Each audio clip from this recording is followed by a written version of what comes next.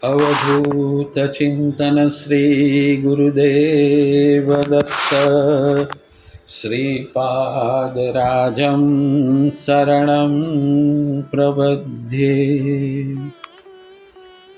भवभयहारक श्रीहरि प्रणमो वारंवार,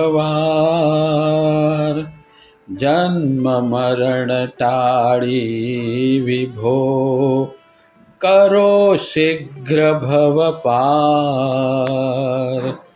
रेवा तटवासी नमो वासुदेव यतिराय, मदन मनोहर मूर्ति श्री लागो पुनि पुनि पाय।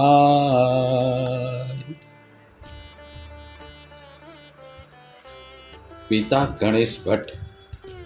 સ્વામી મહારાજના પિતાજી ગણેશ ભટ્ટ વિશે ઝાઝી માહિતી મળતી નથી, પરંતુ અવતારી સંતના પિતા એટલે વિશેષ તપશ્ચર્યા, શુદ્ધ અંતઃકરણ, સરળ સ્વભાવ ઇત્યાદિ ગુણોયુક્ત તો તેઓ હતા જ.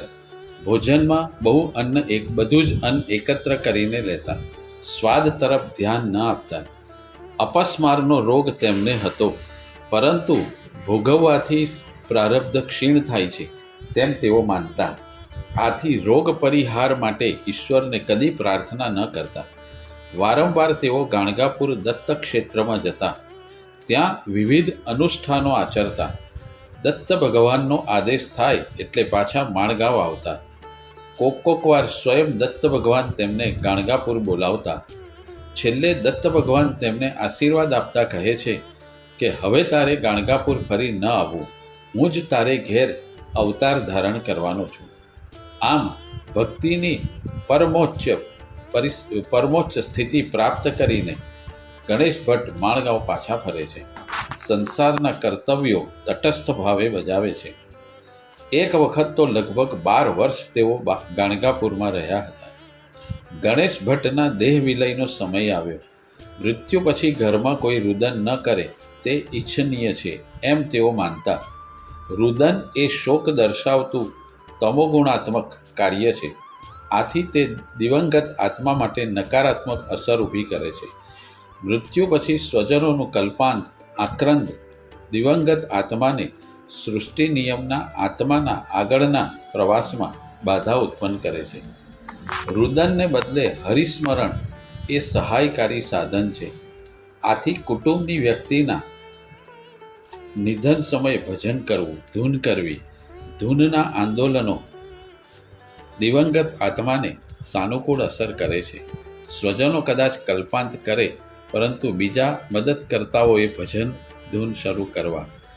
ગણેશ ભટ્ટે પોતાના પ્રાણોત્ક્રમણનો સમય નક્કી કર્યો તથા તે સમયે ઘરમાં કોઈ રુદન ન કરે તે માટે ગામના આગેવાન એક ભાઈને બોલાવી લાવ્યા. તેમણે ગણેશ ભટ્ટે જણાવ્યું કે 10 મિનિટ પછી હું દેહ ત્યાગ કરીશ. મૃત્યુ પરત્વે કોઈ શોક ન કરે તે જોવું. તે વ્યક્તિ સહર્ષ કબૂલ થઈ. એક બાજુ ગણેશ ભટ્ટ દેહ ત્યાગની અટપટી ક્રિયામાં અટવાયા. તે જ સમય દરમિયાન તે વ્યક્તિને કોઈ બોલાવા આવ્યું. તેથી તે વ્યક્તિ ઘરની બહાર જઈ મહાન વ્યક્તિનો દેહ વિલય એટલે યમદૂતો જીવને બાંધીને ન લઈ જાય, પરંતુ સ્વયં જીવ જીર્ણ શરીરનો ત્યાગ કરે અને દેવલોકના દૂતો પુણ્યશાળી જીવાત્માના સ્વાગત માટે આવ્યા હોય. દેવદૂતો સાથે દેવ પણ સ્વયં હાજર હોય છે. આટલો તફાવત સામાન્ય જનના મૃત્યુ અને મહાન વ્યક્તિના મૃત્યુમાં હોય છે. ગણેશ ભટ્ટ શરીર ત્યાગ કર્યો અને બોલાવેલી વ્યક્તિ પણ તે જ વખતે ઘરની બહાર ગઈ હતી. આથી ઘરના સભ્યોમાં શોક છવાઈ ગયો અને પ્રસંગોચિત રુદન શરૂ થવાનું હતું. ગણેશ ભટ્ટના ચૈતન્યમય આત્માએ આ જોયું. આથી તે પ્રાણમય આત્માએ ફરી પાછા શરીરમાં પ્રવેશ કર્યો અને શરીર ચેતનવંત બન્યું. તે જ સમય દરમિયાન ગામની પ્રતિષ્ઠિત વ્યક્તિ જે બહાર ગઈ હતી તે ઘરમાં પાછી આવી. ગણેશ ભટ્ટે તે વ્યક્તિને રીતસરની ખખડાવી. છેલ્લા વચનને પણ ન નિભાવ્યું માટે ફરી શરીરમાં પ્રવેશ કરવો પડ્યો. તે વ્યક્તિએ અંતઃકરણપૂર્વક માફી માગી. ગણેશ ભટ્ટે પણ માફી આપી અને જણાવ્યું કે હવે કોઈ રુદન કરશો નહીં. શ્રી ગુરુદેવ દત્ત. તે વ્યક્તિના સમજાવવાથી ઘરના સભ્યોએ શોક ન કર્યો અને ભજન ધૂનપૂર્વક દેહના સંસ્કાર કરવામાં આવ્યા. તે દિવસ હતો ભાદરવા વદ બીજ, શક 1799 એટલે કે ઈસવીસન 1877. આવા હતા સ્વામી મહારાજના પિતા ગણેશ ભટ્ટ. મૃત્યુ પર તેમનો વિજય હતો. જ્યારે બોલાવે ત્યારે મૃત્યુ આવે. મૃત્યુથી બિલકુલ ડર નહીં. શરીર જીર્ણ થાય એટલે છોડવું જ રહ્યું, પરંતુ પોતાની સ્વેચ્છાથી આનંદપૂર્વક ભીષ્મ પિતાની જેમ ગણેશ ભટ્ટ ઈચ્છામરણી હતા. તેમની અંત્યેષ્ટિ ક્રિયા વાસુદેવે કરી. મૃત્યુ સમયે ગણેશ ભટ્ટની ઉંમર 56-57 વર્ષની હશે. બાળ અને શિક્ષણ. બાળ વાસુદેવને જોતજોતામાં 3 વર્ષ થયા. માણગાંવમાં તે સમયે ખાનગી શાળા યક્ષિણી માતાના મંદિરમાં ચાલતી હતી. બાળ વાસુદેવ સ્કૂલમાં દાખલ થયા. યક્ષિણી મંદિરની શાળા તેમના ઘરના પાડોશમાં જ હતી. માતાએ સીવેલ અંગરખું તથા ટોપી પહેરીને બાળ વાસુદેવ શાળામાં જતો. સૌથી વધારે કૌતુક કોઈને હોય તો તે દાદા હરિભટ્ટને. શાળામાં તે સમયે સ્લેટ પેન ન હતા. પાટિયા પર ધૂળ નાખીને આંગળી વડે એકડા ઘૂંટવા પડતા અથવા લાકડી વતી ધૂળમાં અક્ષરો કાઢવા પડતા. ધૂળમાં આવતી કાંકરીઓથી આંગળીઓએ ઉજરડા પડતા. વાસુદેવ હંમેશા તેમના દાદા સાથે રહેતા. દાદાએ ધીમે ધીમે રૂપાવલી, સમાસચક્ર, અમરકોશ, નિત્ય સ્તોત્રપાઠ, શિક્ષા, અષ્ટાધ્યાયી વગેરે ઉપગ્રંથ શીખવ્યા. વાસુદેવની મેઘા તીવ્ર શક્તિ જોઈ કોઈ પણ પાઠ તેમને જલ્દી મોઢે થઈ જતો. વધતા પ્રપંચ સાથે દાદા હરિભટ્ટને ઘણું કષ્ટ પડતું. ગણેશ ભટ્ટનું લક્ષ્ય સંસારમાં નહીવત હતું. આથી દાદાને જ સર્વ તરફ ધ્યાન આપવું પડતું. આમ છતાં પૌત્રની સુલક્ષણી મૂર્તિ જોઈને દાદાને સંતોષ થતો અને તેઓ તેના શિક્ષણમાં મન પરોવતા. આર્થિક રીતે ટેમ્બે કુટુંબ મધ્યમ કહી શકાય. ફક્ત પૌરોહિત્યથી જ ઘર ચાલતું ન હોવાથી દાદા હરિભટ્ટે સહવ્યવસાય તરીકે ચાકર રાખીને ખેતીના વ્યવસાયને સ્વીકાર્યો હતો. દારિદ્ર્યમાં પણ પૂર્વ સંસ્કારયુક્ત મનુષ્યથી તપ થાય છે તે વાત ટેમ્બે કુટુંબમાં સાચી પડે છે. ઈશ્વરના ભરોસે તેમને યોગક્ષેમ ચાલતો હતો. નાનપણથી જ અભાવમાં ઉછરેલ વાસુદેવને અનાયાસે તપશ્ચર્યા થઈ જતી. સમૃદ્ધિનો ઘમંડ કે અહંકાર વાસુદેવના સ્વપ્નમાંય ન હતો. 8મા કે 9મા વર્ષે વાસુદેવને જનોઈ આપવામાં આવ્યો. ઉપનયન સંસ્કાર થતાં જ વાસુદેવે પ્રાતઃ સંધ્યા, સાયં સંધ્યાવંદન તથા નિત્ય શ્રી ગુરુચરિત્રનું વાંચન શરૂ કર્યું. ઉપનયન સંસ્કાર પછી વાસુદેવ નિત્ય પ્રાતઃ સંધ્યાવંદન તથા સાયં સંધ્યાવંદન કરતા. એક દિવસ વાસુદેવ શાસ્ત્રી પગપાળા બહારગામ જતા હતા. સાંજનો સમય થયો એટલે સંધ્યાવંદન અવશ્ય કરવું જોઈએ. તે જ સમય દરમિયાન રસ્તામાં એક ઝરણું આવ્યું. કોંકણ પ્રદેશમાં ઠેર ઠેર પાણીના ઝરણાઓ આવે છે. વાસુદેવ શાસ્ત્રીએ ત્યાં સ્નાન કર્યા પછી સંધ્યાવંદન કર્યું અને પછી જ માર્ગક્રમણ કર્યું. આચારઃ પ્રથમો ધર્મઃ નું તેમણે યથાર્થપણે પાલન કરતા. છત્રી ન ઓઢવી, પગરખાં ન પહેરવા તથા કોઈ પણ વાહનમાં ન બેસવું, આવા 3 નિયમો તેમણે આજીવન પાળ્યા. વેદાધ્યયન. ઉપનયન સંસ્કાર પછી વાસુદેવનું વેદાધ્યયન નજીકની ભટ્ટવાડીમાં રહેનાર વેદમૂર્તિ વિષ્ણુ ભટ્ટ તથા ઉકીડવેને ત્યાં શરૂ થયું.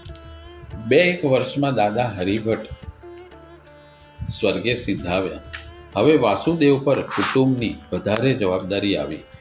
દાદાજીના દેહાંત વખતે ગણેશ ભટ્ટ ગાણગાપુર હતા. આથી ગણેશ ભટ્ટના બંધુ બાળકૃષ્ણ ભટ્ટે દાદા હરિભટ્ટની ઔદ્ધર્ય દૈહિક ક્રિયા કરી. આગળ જતાં બાળકૃષ્ણ ભટ્ટ કાયમ માટે માણગાંવ છોડીને દૂર જતા રહ્યા. આથી ટેમ્બે કુળમાં કોઈ વડીલ વ્યક્તિ રહી નહીં.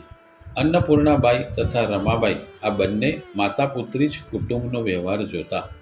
કુટુંબનો વ્યવહાર સંભાળતા મા દીકરી બંનેને ઘણો જ પરિશ્રમ થતો. આથી અન્નપૂર્ણાબાઈના એક સગા નારાયણ ભટ્ટ ઉર્ફે નાના કોનકરને ઘરમાં આશ્રય આપવામાં આવ્યો. તેઓ ઘરકામમાં મદદ કરતા. આ જ રીતે રમાબાઈના એક પિતરાઈ બહેન દુર્ગાબેન હતા. તેઓ પણ ટેમ્બે કુટુંબમાં જ રહેતા. તેમને ભૂતબાધા હોવાથી અનુષ્ઠાન તથા સેવા માટે વારંવાર નૃસિંહવાડી રહેતા. તેમને બધા દુર્ગામાસી નામથી ઓળખતા.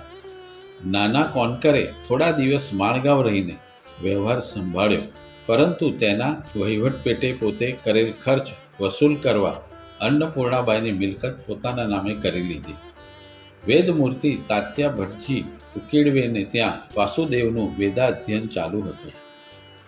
તે જ પ્રમાણે નજીકમાં જ રહેતા વેદમૂર્તિ ભાસ્કર ભટ્ટજી ઓણકરને ત્યાં પણ થોડું ઘણું અધ્યયન થતું. વાસુદેવની વેદાધ્યયનની રીત અજબ હતી.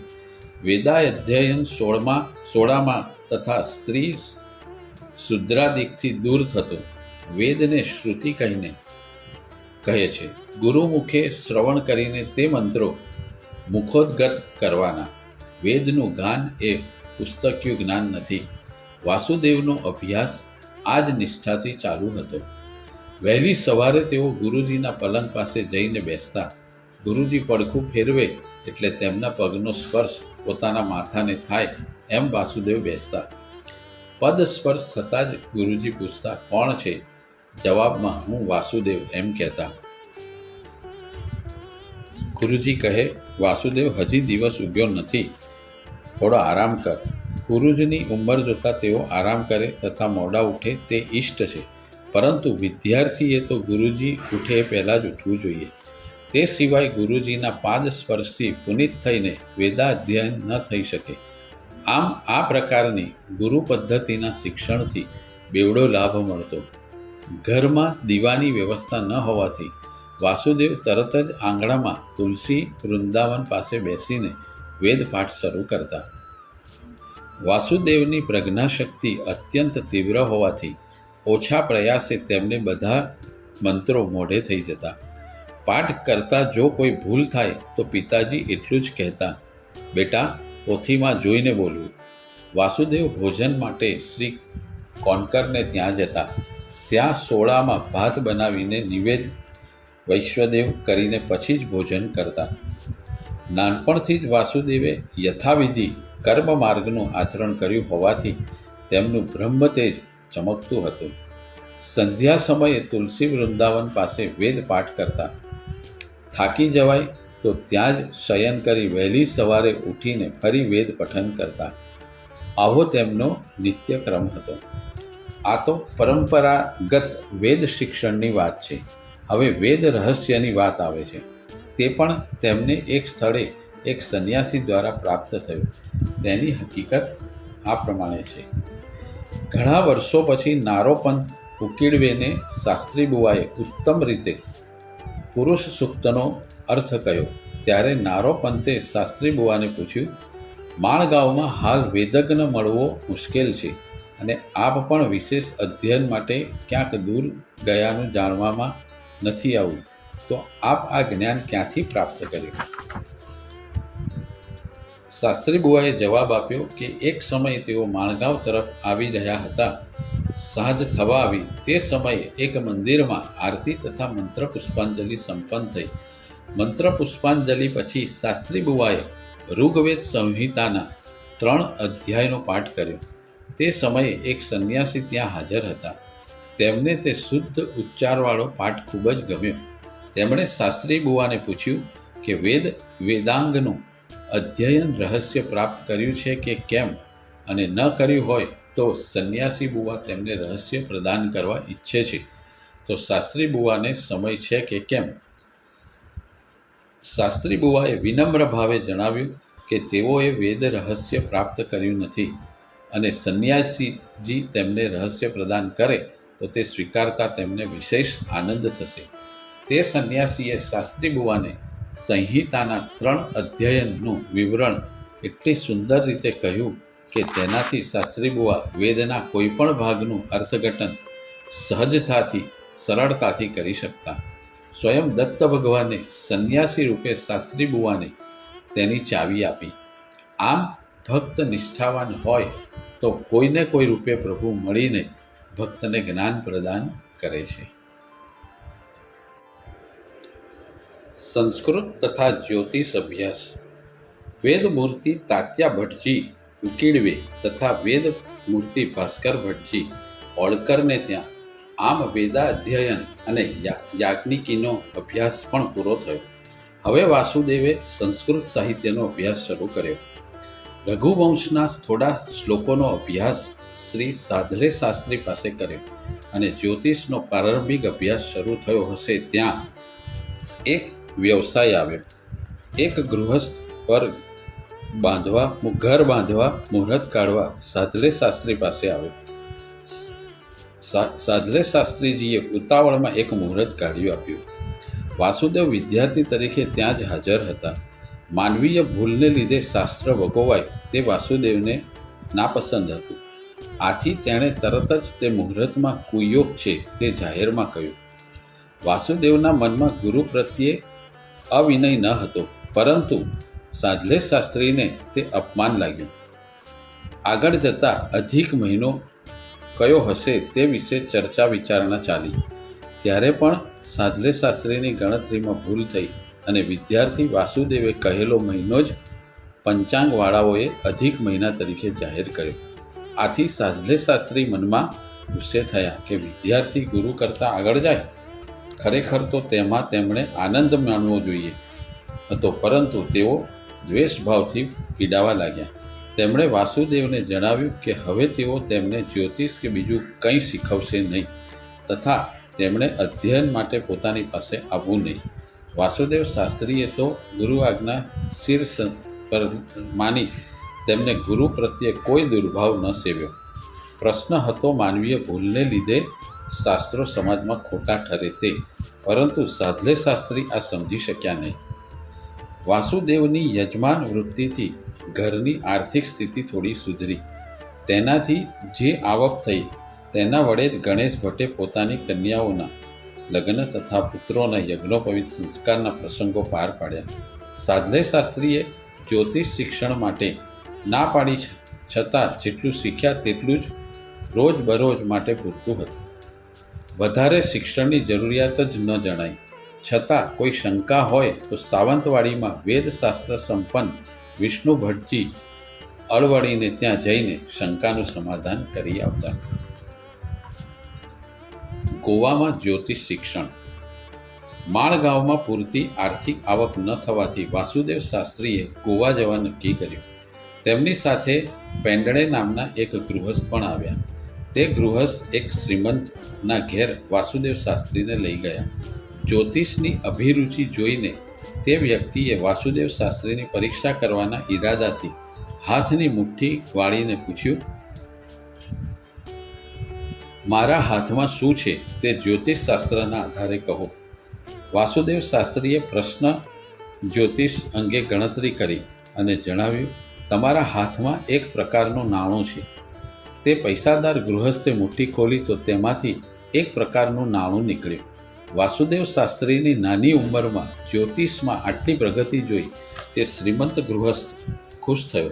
તેણે વાસુદેવ શાસ્ત્રીનો યોગ્ય સત્કાર કર્યો અને આગ્રહભરી વિનંતી કરી કે તેઓ ગોવાના પ્રસિદ્ધ જ્યોતિષ શાસ્ત્રી શ્રી નીળમ ભટ્ટ પદ્મેને ત્યાં અધ્યયન કરે તો હજી વધુ પ્રગતિ કરશે. ગોવામાં નીળમ ભટ્ટ પદ્મેને ત્યાં જ્યોતિષ અભ્યાસ માટે વાસુદેવ શાસ્ત્રી રોકાયા. 6 મહિના સુધી અભ્યાસ થતાં માણગાંવથી સમાચાર આવ્યા કે ગણેશ ભટ્ટ સખત બીમાર પડ્યા છે. શ્રી નીળમ ભટ્ટ પદ્મે વાસુદેવના સદાચાર તથા તીવ્ર બુદ્ધિ ઉપર એટલા આફરીન હતા કે તેઓ અધ્યયન માટે પાછા ગોવામાં આવે તે માટે તેમનો સામાન ત્યાં જ રાખી લીધો. વાસુદેવ શાસ્ત્રી માણગાંવ આવ્યા અને બીમારીમાં જ ગણેશ ભટ્ટનો ભાદરવા વદ બીજ શક 1799 એટલે કે ઈસવીસન 1877ના રોજ દેહાંત થયો. આથી તે પછી વાસુદેવ શાસ્ત્રીનું ગમન ગોવામાં થઈ શક્યું નહીં. જ્યોતિષમાં જે કાંઈ પ્રગતિ થઈ તેનાથી તેમણે અનેક ભક્તોના દુઃખ દૂર કર્યા. આગળ જતાં તો તેમને રોજનું જ્યોતિષ એટલે ગ્રહ સ્થિતિ મુખોદ્ગત થઈ ગયું હતું. સંન્યસ્ત લીધા પછી પણ તેમણે ભક્તોને માર્ગદર્શન કર્યું છે. એક દિવસ ગ્રસ્તોદિત ચંદ્રગ્રહણ હતું તેમ પંચાંગમાં આપેલું હતું. શાસ્ત્રી બુવા ભિક્ષા માટે જવા તૈયાર થયા. દત્તપ્રભુએ જણાવ્યું કે આજે ચંદ્રગ્રહણ દેખાવાનું હોય, નિવેદ અને ભિક્ષા બંધ. સ્વામી મહારાજ તરત જ પાછા વળ્યા.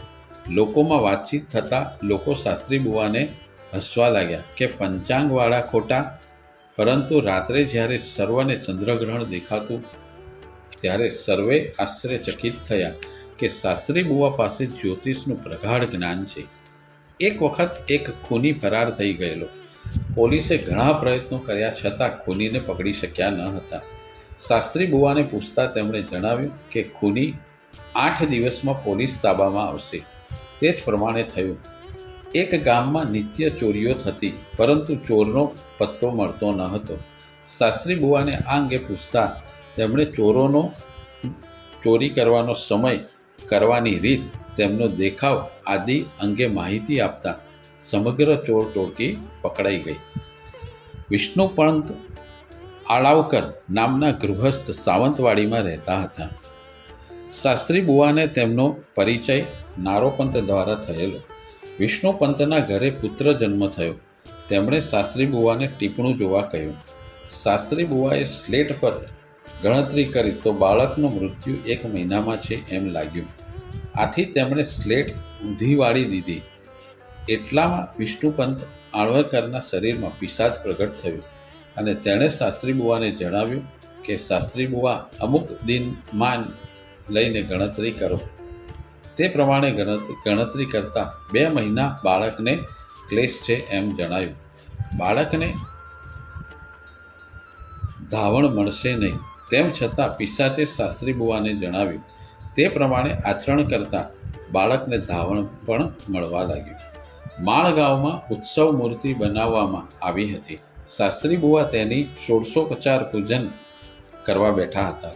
તે સમયે આળાવકરના શરીરમાં પિશાચે સંચાર કર્યો તથા તેણે શાસ્ત્રી બુવાને વિનંતી કરી કે શાસ્ત્ર વચન અનુસાર આર્ચક્ય તપોયોગ અર્ચક્ષ્યાતિ શાયનાથ અભિરૂપ્સ્યાચ્ય બિંબાનામ દેવ સાનિધ્ય મુચ્યતિ.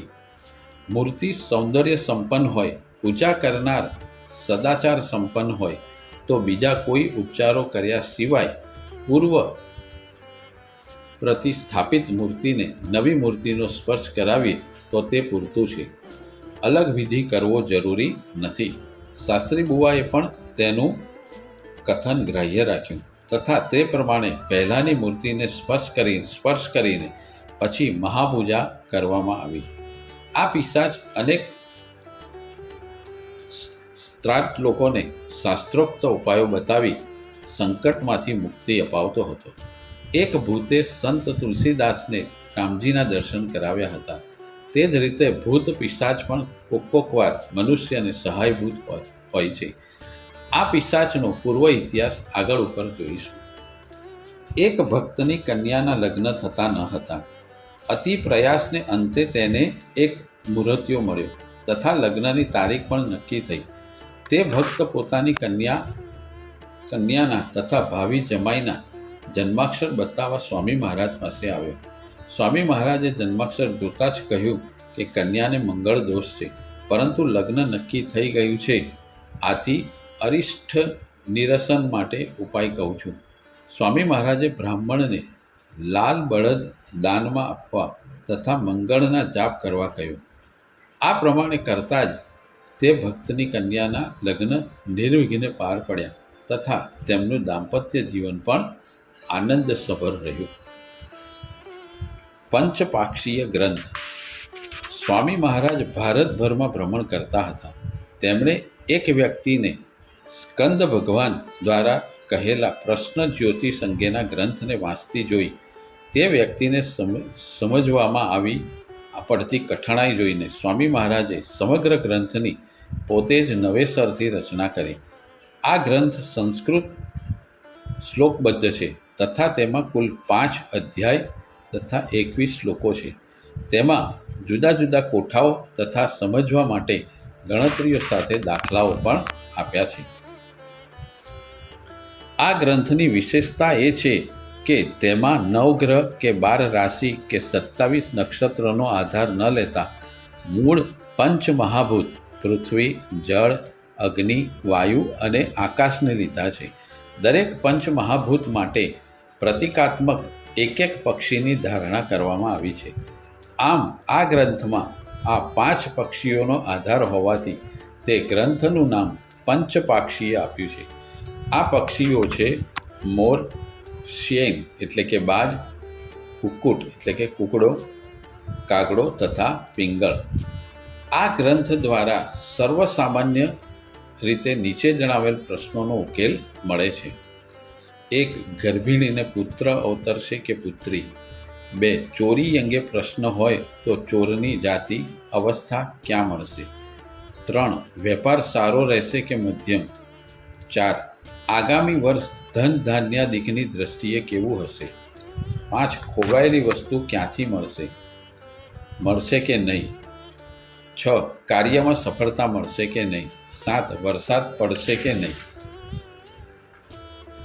અને પડશે તો ક્યારે પડશે? 8. ઘર વેપારમાં ફાયદો થશે કે નુકસાન? 9. જે તે દોષોના નિવારણ માટે શું કરવું? અવધૂત ચિંતન શ્રી ગુરુદેવ દત્ત શ્રીપાદરાજમ શરણમ પ્રપદ્યે.